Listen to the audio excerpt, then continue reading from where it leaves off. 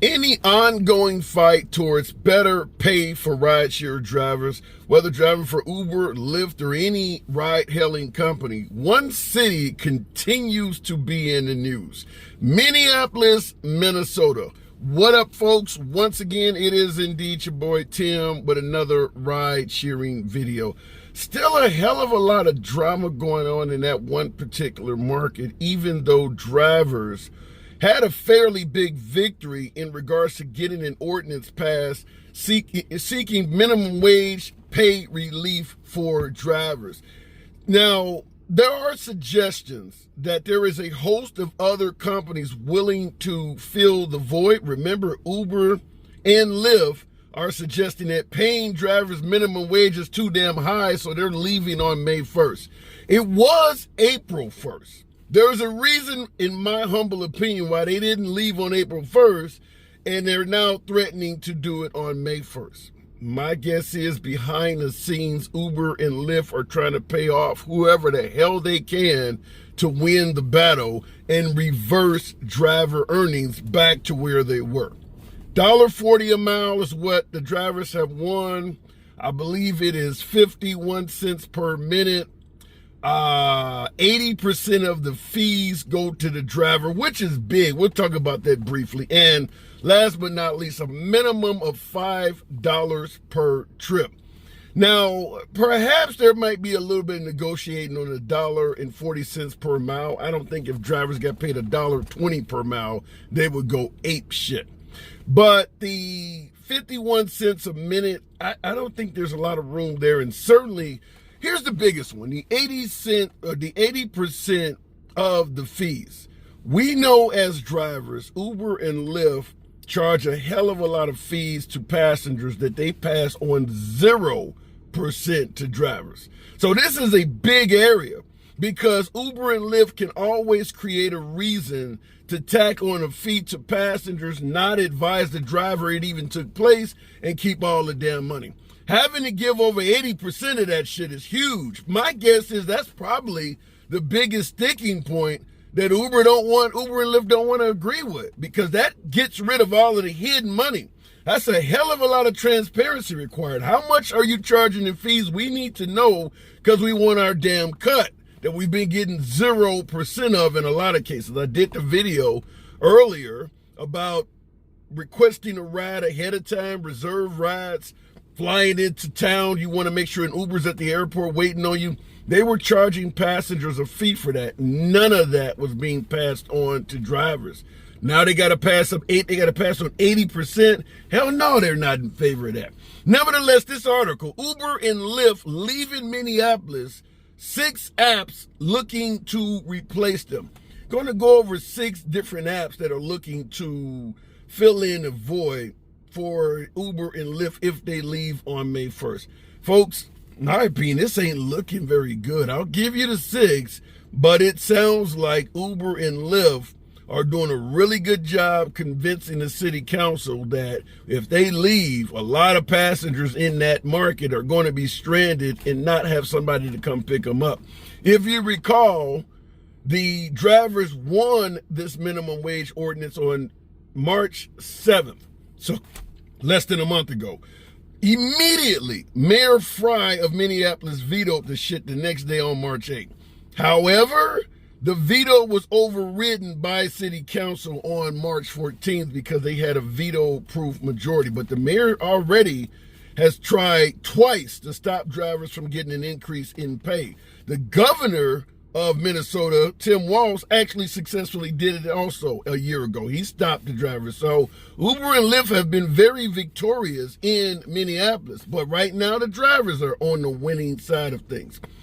Here is how it's going so far. The issue, the city says drivers for the ride-hailing apps aren't always making minimum wage. A study conducted by the state confirmed some drivers make below Minneapolis $15.57 minimum wage once expenses are accounted for. However, Fox 9 heard from at least one driver who said it's not difficult to make well above the minimum wage if you do things right. 2 points of that story. First of all, drivers making less than $15 $1.57 an hour once expenses are accounted for. I believe there's a lot of drivers making less than that. I can personally do in my market about 3 trips per hour. Most trips in my market pay less than $10 per trip, less than $10. So it's pretty easy once you factor in fuel and all the other expenses like insurance and shit. It's real easy to earn less than $15 an hour as a rideshare driver under current conditions.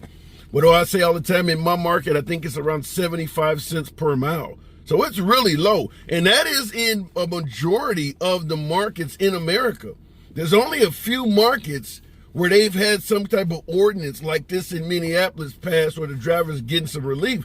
Most Uber and Lyft drivers in the United States make well under $1 per mile. Well under $1 per mile. So $15.57 per hour, most drivers, in my opinion, are probably hovering around that or less. Now, Minneapolis is a higher cost of living area, so $15.57 per hour, their minimum wage, is higher than probably at least 80% of America. You get down there in the Bible Belt states, their fucking minimum wage is $7 and some odd cents per hour. There's a lot of states in America where minimum wage is still under $8 an hour. You can't do that shit with a car. Maintaining a fucking car and you're making $8 or $9 an hour, that is ridiculous.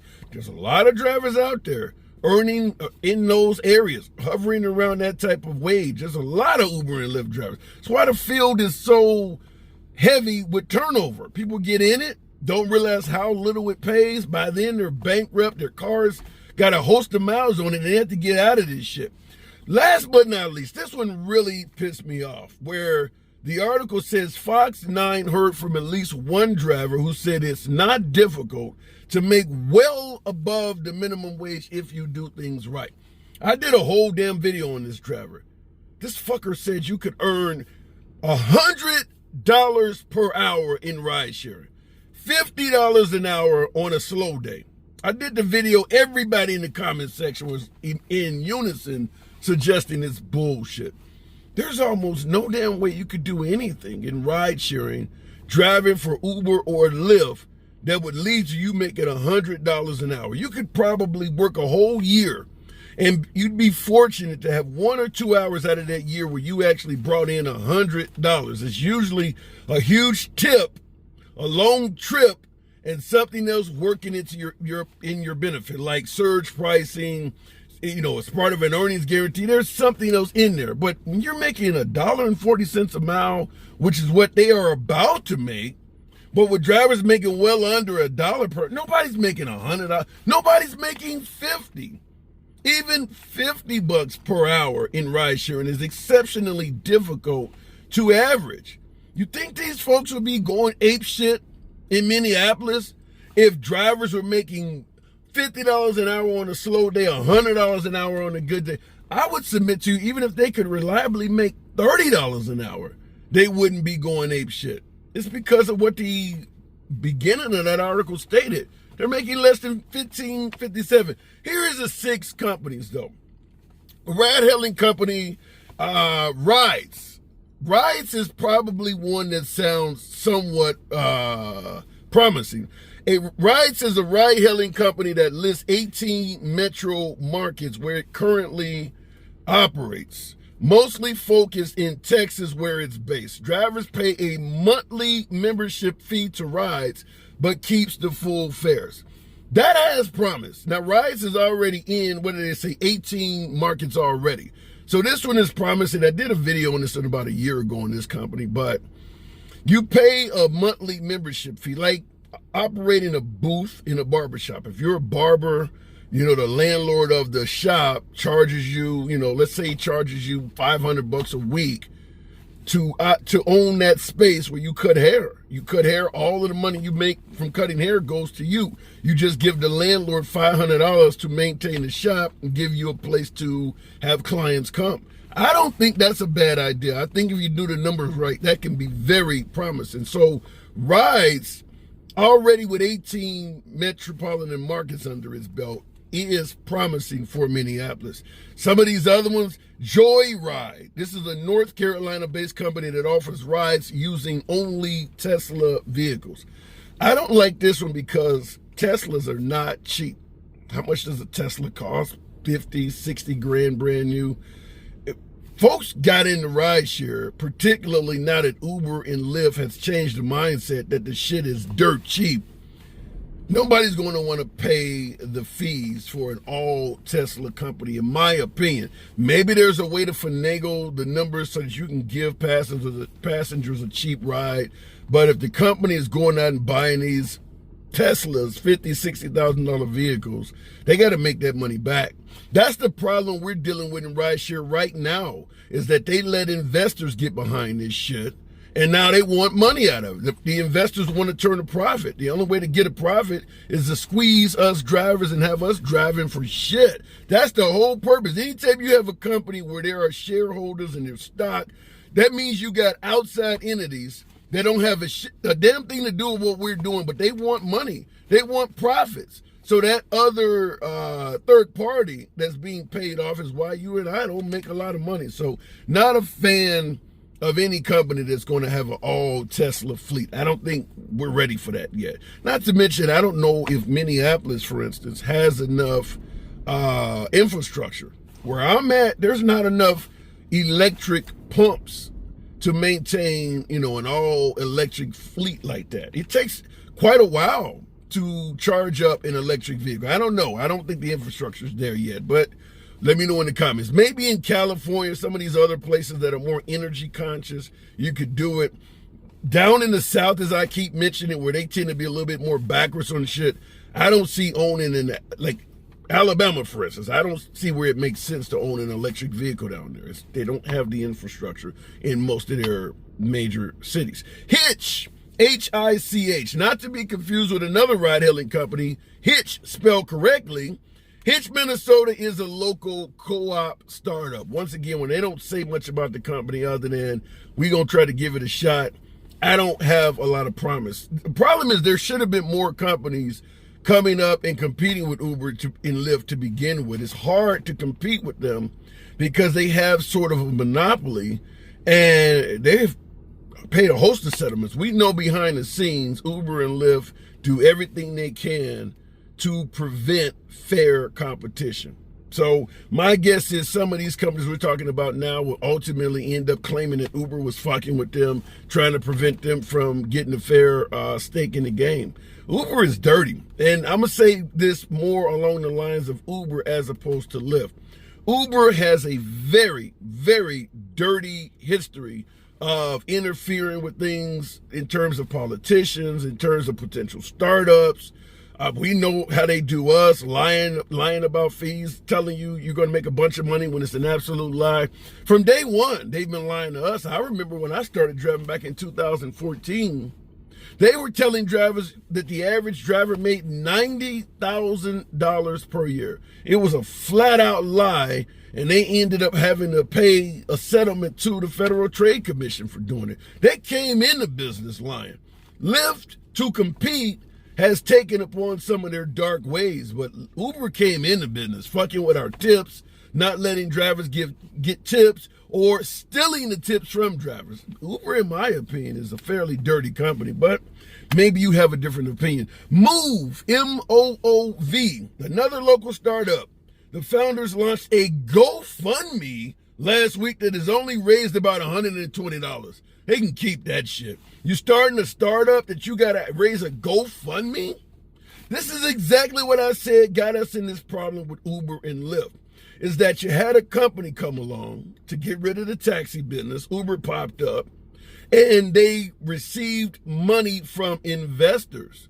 That's how they got their stake in the business. They had a lot of investor cash. Now we're in a day and age where those investors want a huge return on their investment. And us drivers are the ones they're taking it from to make it work. If Move, this company we're talking about now, starts with a damn GoFundMe page, some of those folks who are making donations, if Move was to become successful, they're going to want some of their shit back. That's no different than what Uber and Lyft did on a much, much smaller scale.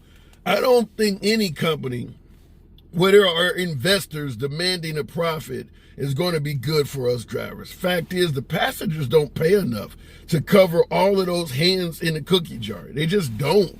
So, not a fan of that either. When Uber and Lyft, this shit going public and things like that, not a fan of it. My Wheels, a St. Paul-based startup, they don't say much about it in the article, so once again, My Wheels does not sound too promising at all. Other than rides, here's another one that I think may have a little bit more promise. This is called Ride Co-op. A coalition of Minneapolis ride-hailing app drivers are looking to move forward with their own co-op app. They announced the new company last week. Now, the problem is they're just starting this shit in the middle of all of this. And Minneapolis doesn't have time for somebody to start something from the ground up, which is why I've stated companies should be working on competing with Uber and Lyft now, so that when ordinances are passed, you at least have a healthy complement of drivers already. This issue, which you got drivers starting their own co-op, yeah, it's very promising. No different than a lot of us who have private clients, which I highly recommend getting a private client. But at the same time, it takes time to get a new company off the ground. And with Uber and Lyft being household names, I don't know, other than rides, if any of those companies are really going to fill the void.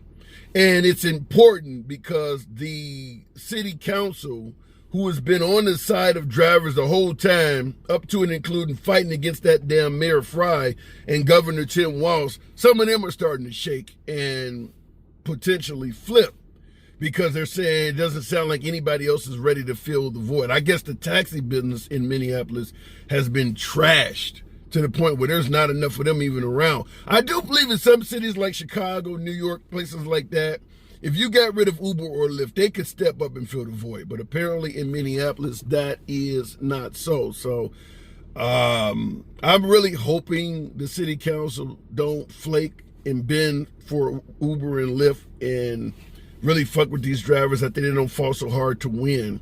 But what do we always say? Follow the money.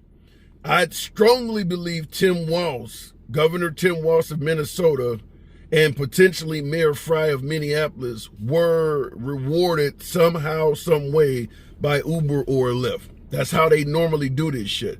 And now that I'm hearing city council members, they're doing articles, the city council is starting to say they're not really comfortable, or they don't think the city's prepared to lose Uber or Lyft. My guess is Uber caught on that paying off the mayor or paying off the governor is not enough. If the city council is not in on the fix, they're going to vote on behalf of the drivers. So the fact that some of these folks are starting to flip leads me to believe that some of them may also be getting phone calls from Uber management. Deals could be being made at the lower level. Uber got deep pockets. Uber and Lyft have deep pockets. There's a lot of money to be made in Minneapolis. It would not surprise me if I'm doing a video a year or two from now about some politician that took a kickback from Uber or Lyft and now their damn job and freedom is in jeopardy. It would not surprise me whatsoever, because I know with the videos I've done, Uber is a crooked ass company. Nevertheless, it is your boy Tim. Let's all wish for the best for those drivers in Minneapolis. Feel free to smash that like button, subscribe to the channel. I'll see you in the next video.